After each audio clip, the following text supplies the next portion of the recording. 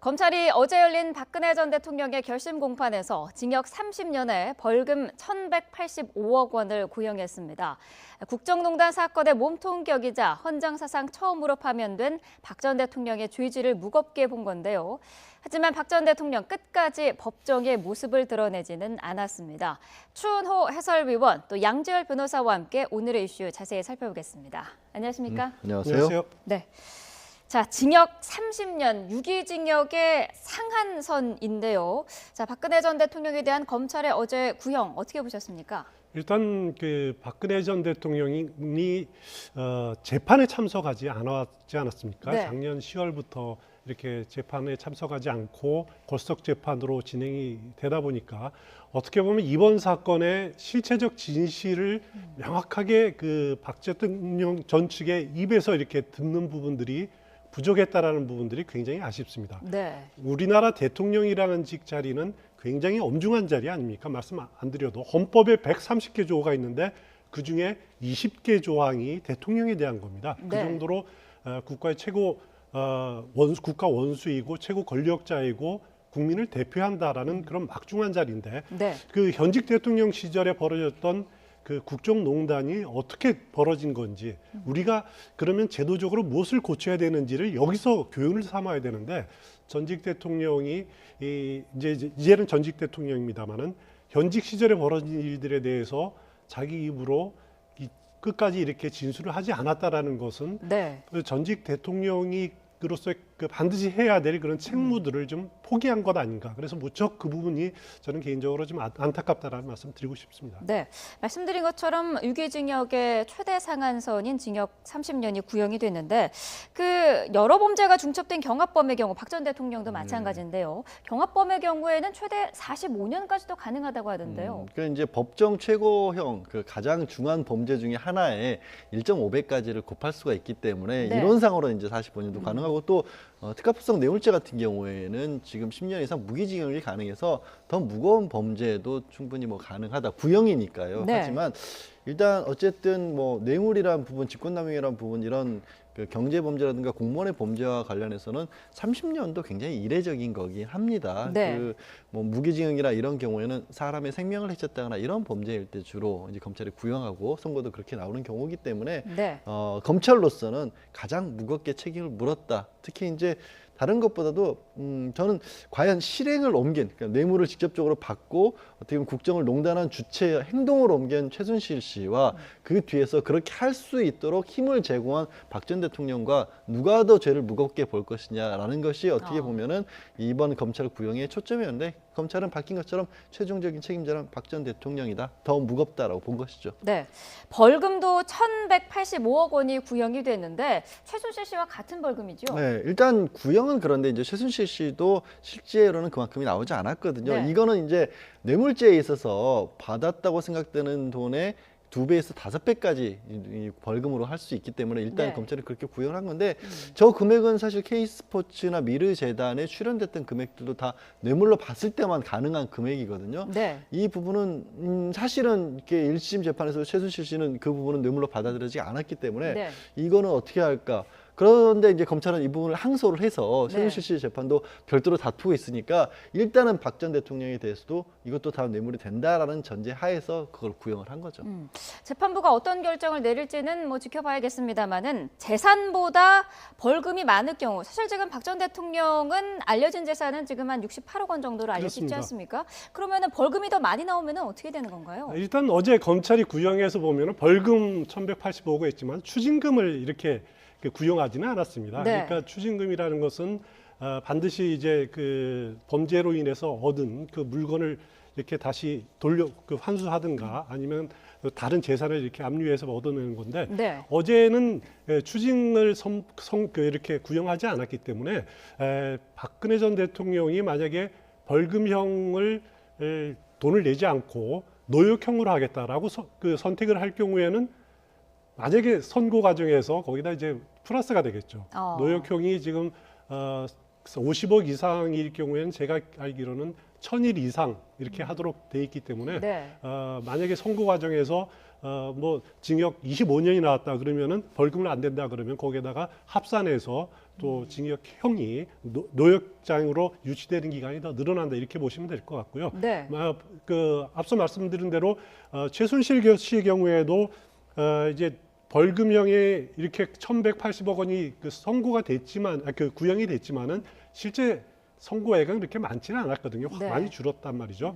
박근혜 전 대통령 경우에는 실제로 본인이 받은 돈은 없다라는 점 때문에 네. 그 선고 과정에서는 어느 정도까지 이렇게 조정이 될지는 좀 두고 봐야 될 것 같습니다. 네.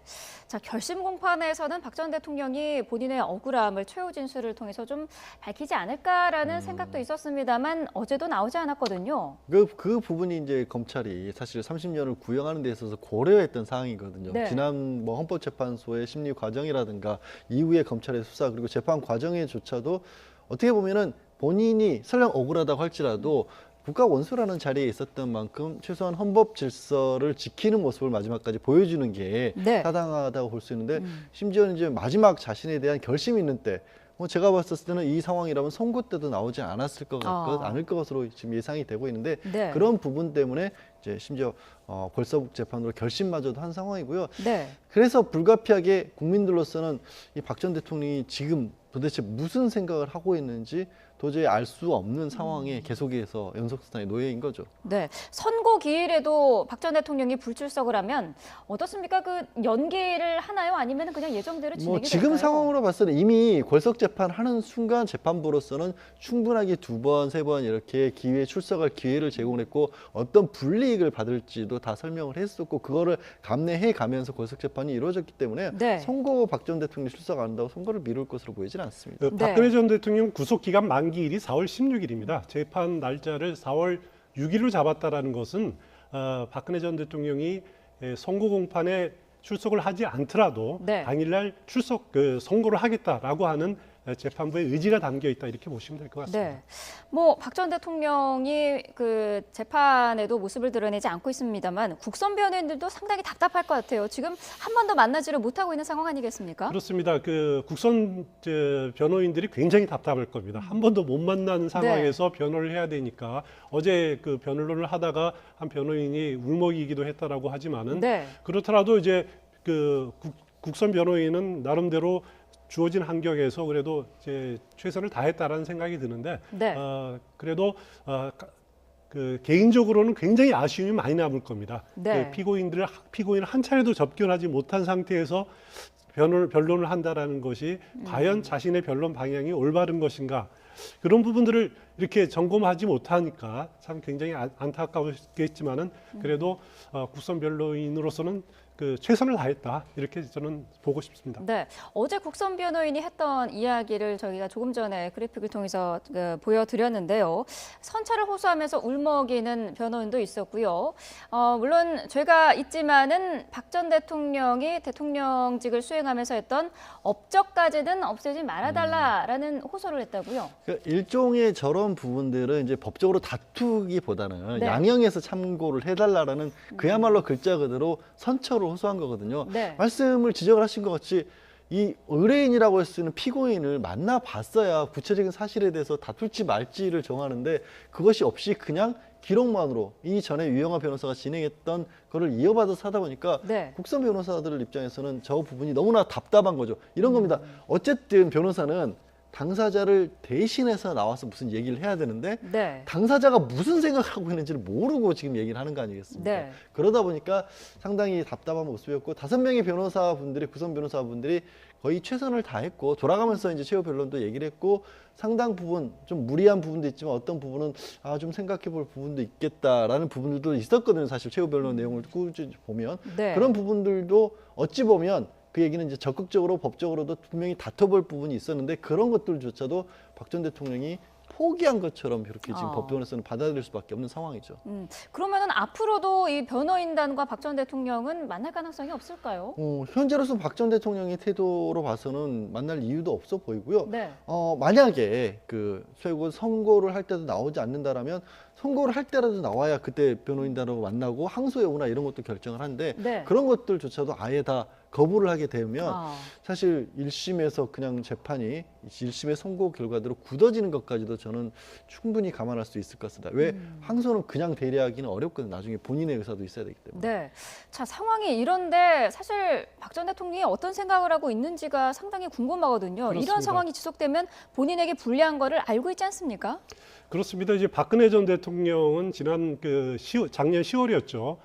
정치 보복이다. 네. 재판부에 대한 믿음을 버렸다라는 식으로 표현을 하고 이 재판을 정치 재판화 하려고 하지 않습니까? 그러면 네. 어떻게 보면 이제 박근혜 전 대통령의 심리 상태를 추측을 해보면은 굉장히 현실을 좀 부인하려는 그런 방어 기제가 상당히 많이 작용한 것 아니냐. 네. 그리고 자신이 이렇게 국정농단의 주범이라고 하는 상황을 현실을 부인을 하고 또 자신은 돈을 안 받았다, 정치 네. 보복이다라고 하면서 그걸 합리화하려는 그런 심리 상태가 지금 가장 큰 것이 아닌가라는 생각이 듭니다. 네. 그렇지만은 뭐 박근혜 전 대통령을 지지하는 이른바 이제 태극기 집회 참여자들이 어제도 법원 주변에 모여들었지만은 사실 국민적인 공감을 얻기에는 부족하다. 이미 국민들 마음속에 판단을 내린 상황이기 때문에 네. 앞서 말씀드렸듯이 전직 대통령으로서 다시는 이런 일이 벌어지지 않게 과연 재임 기간에 어떤 일이 벌어졌는지를 본인 입으로 이렇게 진상을 밝히는데 협조하는 것이 박근혜 전직 대통령으로서의 의무가 아닌가라는 생각이 듭니다. 네. 자, 박 전 대통령 선고기일을 앞두고 있는데 최순실 씨와 같은 재판부에서 진행을 하고 있는 만큼 중형이 선고될 가능성이 일단은 높고요. 또 박 전 대통령 같은 경우에는 최 씨에게 적용되지 않은 혐의들도 있지 않습니까? 예, 그렇습니다. 블랙리스트와 같은 것들이 대표적이죠. 네. 강요 같은 경우에도 일부 미수가 됐지만 적용이 될 수 있을 것이고요. 또 이제 갓 재판을 시작했지만 특수활동비 이 국정농단과는 또 별개의 것들이 있었기 때문에 네. 과연 어디까지나 나중에는 이제 그거 재판은 별도로 해서 나중에 합산을 하지 않습니까? 네. 그러면 실제 박 전 대통령이 감당해야 될 형량은 생각보다 굉장히 올라갈 가능성이 높죠. 이미 최순실 씨 같은 경우는 거의 같은 겹치는 부분들은 그냥 거울 공범으로 적시가 돼 있는 상황이니까 네. 한 사람에 대해서 유죄를 선고를 하면 한 사람에 대해서 유죄를 선고 안 할 수는 없고 같은 재판부니까요. 네. 자, 박 전 대통령의 나이를 감안했을 때 일단 검찰의 구형은 징역 30년인데요. 징역 30년은 사실상 종신형이나 마찬가지 아니겠습니까? 그런데 그렇습니다. 예, 이 전직 대통령의 경우를 보면은 한 2년 만에 사면되는 경우가 있기 때문에 과연 사면 가능성도 충분히 있지 않을까라는 예상을 벌써부터 하고 있는 분들이 많아요. 그런 논의 자체가 지금 단계에서는 좀 저는 이제 개인적으로 불필요하다는 생각이 들고요. 네. 일단은 박근혜 전 대통령이 지금 1952년생입니다. 만으로 따져 보면은 66세가 되는데 만약에 구형대로 다 30년 거기다가 노역형까지 하면은 거의 100세가 다 돼서 출소를 하면은 나오게 되는 나이인데. 네. 그래서 이제 사면 가능성 이야기들을 많이 하지만은 여기서 우리가 염두에 둘 게 문재인 대통령이 후보 시절에 사면에 대해서 이렇게 표현한 적이 있습니다. 국민의 뜻대로 해야 된다. 국민이 네. 바라지 않는 것을 이렇게 대통령 마음대로 할 수 없다라고 대통령 사면권에 대한 스스로 이렇게 제한권을 두는 그런 발언을 한 적이 있는데 네. 그래서 이 문제에 대해서는 지금 국민들이나 아니 여론에서 정치권에서 사면 문제를 벌써부터 제기하는 것은 정말 바람직하지 않다라는 생각이 들고요. 네. 먼저 오히려 지금 정치권이나 우리가 필요한 것은 대통령이 이런 식의 국정농단의 공범이 되고 또 주모자가 되는 것을 막기 위해서 네. 어떤 우리 사회의 제도적인 개혁이 필요한 것인가, 헌법을 바꿔야 되는지 아니면 시스템을 바꿔야 되는지 이런 부분들을 꼼꼼히 따질 때가 아닌가라는 생각이 됩니다. 네. 자, 그리고 또 관심인 것이 4월 6일 박 전 대통령의 1심 선고가 재판 생중계가 되는 첫 번째 사례가 될지 그 부분도 상당히 관심인데요. 예. 어떻게 예상할 수 있을까요? 일단 법원은 사실 대부분 규칙을 이미 지난해에 바꿔서 네. 상당히 큰 재판들이 있었지 않습니까? 네. 이재용 부회장이라든가 최순실 씨라든가 이런 것들이 있을 때마다 국민들로서는 선거 과정을 지켜보고 싶다. 또 저도 그런 바람인 게 큰 재판일 경우에는 2시간, 3시간 가량 판사가 판결문을 읽어 나가는데 네. 그 과정이 다른 게 아니라 이 결론도 결론이지만 국민들이 납득할 수 있을 만한 재판부가 법원이 왜 이런 식의 판단을 할 수밖에 없는지를 다 설명하는 과정이거든요. 그래서 네. 그 과정은 지극히 어떻게 보면 중요한 역사적인 순간인데 그거를 함께 할 수 없다라는 게 참 왜 법까지 고쳐놓고 하는지 모르겠는데 문제는 그동안에는 이제 피고인들이 원하지 않는다라는 이유 때문에 이거를 좀 다 생중계를 하지 않았거든요. 네. 박 전 대통령의 경우에도 그럴 가능성이 좀 있는데 사실 박 전 대통령 말씀드린 것처럼 본인은 나오지 않을 것 같아요. 네. 나오지도 않기 때문에 이걸 가지고 거부한다는 것도 조금 안 맞는 부분이 하나가 있고요. 네. 두 번째는 다른 사람들보다도 우리가 이런 일이 있을 때 이제 흔히 법적으로 공익이 앞서냐 사익이 앞서냐 이런 거를 이제 평가를 하는데 공무원인 대통령 시절에 있었던 일이고 뇌물 내지는 직권남용이라는 공무와 관련된 범죄이고요. 네. 역사상 처음으로 어떻게 보면은 헌법재판소에서 탄핵으로 파면된 대통령에 관한 것이기 때문에 이 내용에 대해서는 어떤 헌정 질서 회복 차원에서도 국민들이 그 내용을 이해해야 될 필요성이 굉장히 많거든요. 네. 지난번 헌법재판소에서 결정이 중계됐던 것처럼 이번에는 법원이 좀 전향적인 태도를 가졌으면 하는 바람이 있습니다. 말씀하신 대로 박 전 대통령이 불출석을 해도 변호인단이 생중계를 거부하면 할 수가 없는 건가요?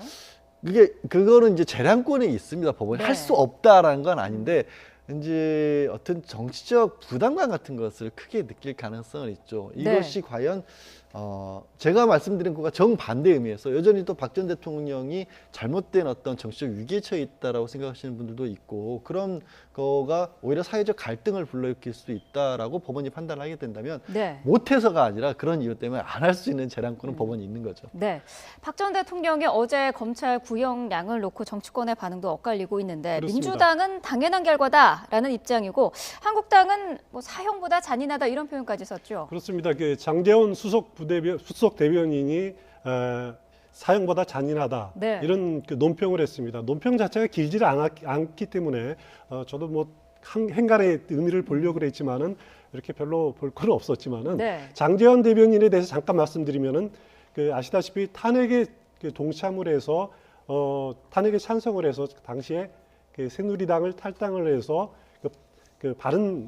바른정당으로 이렇게 이탈했다가 복당하지 않았습니까? 네. 그리고 탄핵 심판 때 그 당시에 새누리당의 탄핵 소추위원이었습니다. 네. 그렇기 때문에 어떻게 보면은 사형보다 잔인하다라는 표현까지는 본인이 그런 표현을 썼다는 게 저도 굉장히 의외였는데 아무래도 자유한국당으로서는 이제 앞으로 6월 13일 지방선거도 있고 하니까 네. 보수층을 좀 자신들이 보수층을 대변하는 그런 정당이다라는 이미지를 주기 위해서 조금 표현을 강하게 쓴 것이 아닌가 저는 그렇게 봤습니다. 네, 박 전 대통령에 대한 재판이 이 부분뿐만이 아니고요. 말씀하신 대로 이제 막 시작이 된 국정원 특활비 네. 의혹도 있고요. 공천기인 의혹에 대한 재판도 본격적으로 시작이 될 예정인데 네. 앞으로 어떤 절차가 남아 있습니까? 실제 지금 말씀하신 재판이 이제 시작됐습니다. 네. 그리고 국정원 특수활동비도 지금으로 봤었을 때는 뇌물일 가능성이 굉장히 높게 보이는 거고 그중에 일부는 또 이 공천의 선거법 위반이 상당히 보이거든요. 네. 이 금액들도 이미 드러난 액수가 특가법상 적용을 받는 거로서 이것만 해도 단독으로도 사실 10년에서부터 무기징역이 가능한 형량으로 이미 시작을 하거든요. 네. 그래서 이 부분이 만약에 더해지게 될 경우에는 초대에 말씀드린 것처럼 어떤 징역형으로 두면 유례를 찾아보기 어려울 정도로 무거운 처벌도 예상할 수 있는 상황인 거거든요. 더군다나 네. 다른 것보다 특활비 같은 경우, 공천개입 같은 경우 이전 국정농단 사건에 있어서 박 전 대통령이나 박 전 대통령 지지를 하셨던 사람들이 계속해서 주장했던 게 사적으로는 단 한 푼도 받은 바가 없다라는 거 아니겠습니까? 네. 근데 이번에 기소가 된 거는 검찰이 기소를 하면서도 완전히 개인적인 용도까지도 밝혔단 말이에요. 도덕적으로 정치적으로 치명적인 어떤 내용의 재판이 계속될 가능성이 있는 거죠. 네. 자, 박 전 대통령에 대한 재판 이야기를 나눠봤는데요. 지금 검찰 소환을 앞둔 전직 대통령 있습니다. 이명박 전 대통령인데 그렇습니다. 관련 의혹이 뭐 하루가 다르게 늘어나고 있고요. 소환 조사를 받는 관련자들도 굉장히 지금 많은 상황인데 이런 상황에서 이 전 대통령의 재임 시절에 상당히 논란이 됐던 부분이죠. 제2롯데월드가 당시 청와대가 건설 시나리오까지 직접 작성을 했다 이런 문건이 지금 나왔다고요. 그렇습니다. 더불어민주당 이재정 의원이 이게 밝힌 문건인데요. 네. 여기에 보면은 당시 청와대의 국방비서관실 측에서 제2롯데월드 건설에 대한 그 여론을 어떻게 그 대응할 것이냐 이런 문건이 공개가 된 것이 있습니다. 여기에 네. 보면은 뭐 한 3단계로 나눠서 건설 과정에서 어떻게 대응해야 된다. 야당 또 그 당시 여당 내의 친박계 또 언론 대응은 어떻게 해야 된다라는 이런 시나리오가 있는 것으로 봐서 네. 제2롯데월드의 건설 이 시나리오도 청와대에서 좀 주도한 것 아니냐 이런 네. 의혹들을 제기할 수가 있는 그런 상황인데요. 관련해서 작년 12월에 감사원의 국민감사 청구가 제기된 적이 있습니다. 네. 그래서 얼마 전에 감사원에서 제2롯데월드의 승인 과정에 문제가 없는지 이것을 감사하기로 결정을 내린 적이 있습니다. 네. 그렇기 때문에 앞으로 제2롯데월드 이 건설 승인 과정에서 과연 활주로를 3도 틀고 하는 과정에서 무슨 문제가 없었는지 네. 그 부분에 대한 감사가 일단 진행이 될 것 같고요. 그 과정에 만약에 문제가 있었다라면은 검찰 고발과 검찰 수사로 이어질 가능성이 충분히 높아 보입니다. 네. 자, 그런가 하면은 이팔성 전 우리금융지주 회장 이 전 대통령 측에 수십억 원대 로비를 벌인 혐의가 포착이 됐는데, 자, 먼저 이팔성 전 회장 어떤 인물인지 설명을 좀 해주시죠. 일단 이명박 전 대통령과 대학 선후배 사이, 이제 후배죠. 후배인 걸로 알려졌고요. 뭐 법학을 전공했습니다만 그 이후로는 계속 금융업에 종사를 했습니다. 금융 네. 쪽에서 뭐 해당 금융회사의 이사직까지 했다가 나중에 이명박 전 대통령이 대선을 벌이기 준비하는 과정에서 경제특보로 같이 활동을 합니다. 뭐 측근 중에 한 명으로 분류가 될 만큼 굉장히 밀접하게 어떻게 보면은 활발했는데 네. 나중에 대통령 취임 이후에 지금 마지막 직함의 우리금융주주회 회장까지 올라갔던 거죠. 문제는 검찰이 이 인물의 이 압수수색을 하고 나서 보니까 안에서 메모 같은 것들이 발견됐는데 뭐 네. SD에게 몇 억 이런 식으로 SD라는 건 이상득 의원을 가리키는 거겠죠. 검찰이 그렇게 보고 있습니다. 네. 그런 식으로 그 이전에 대선 경선 과정에서부터 끊임없이 수억 원씩의 돈을 이명박 전 대통령에게 지금 건넨 것으로, 그리고 그 결과 뭐 우리 금융쪽에 지금 자리를 앉은 게 아닌가라는 아하. 의혹을 받고 있는 상황인 거죠. 말씀하신 대로 이 전 회장이 건넨 돈을 검찰은 인사청탁의 대가다 이렇게 보고 있는 거죠. 그렇습니다. 근데 그 부분은 이제 조금 더 이제 그 검찰도 아직 수사가 마무리되지 않았기 때문에 조금 더 지켜봐야 될 것 같은데 네. 일단 자금을 전달한 통로가 이명박 전 대통령의 사위죠. 이상주 삼성전자 전무다라고 네. 검찰은 보고 있습니다. 그래서 동계올림픽 기간 동안에 이팔성 전 회장을 몇 차례 소환했고 이상주 씨도 얼마 전에 소환해서 조사를 한 상황인데 네. 이렇게 돈을 받았다는 측에서는 이것이 배달 사고다 뭐라고 이렇게 주장할 가능성도 충분히 있어 보이고요. 네. 그래서 실체적 진실은 뭐 저는 거의 마무리 단계가 아닌가라는 생각이 드는데 검찰이 이 부분에 대해서 아직 명확하게 공식적인 입장을 밝히지 않아가지고 네. 지금 단계에서는 추측할 수밖에 없는 그런 단계인 것 같습니다. 검찰이 어쨌든 굉장히 속도를 내고 있는 모양새인데 이 전 대통령의 소환은 언제쯤으로 예상할 수 있을까요? 이거는 사실 3월 초반에는 네. 소환을 할 것이라는 게 지배적인 전망이었지 않습니까? 네. 이제 평창 동계올림픽이라는 부분도 있었기 때문에 올림픽만 끝나면 소환할 것이다. 왜냐하면 지금 뭐 주변 분들이 다 구속이 돼 있고 네. 지금 물증도 나왔으니까요. 네. 자, 앞서서 박 전 대통령의 어제 검찰 구형 내용 그리고 이명박 전 대통령과 관련한 검찰의 수사 상황 자세히 짚어봤습니다. 추은호 해설위원, 양지열 변호사와 함께했습니다. 오늘 말씀 감사합니다. 고맙습니다.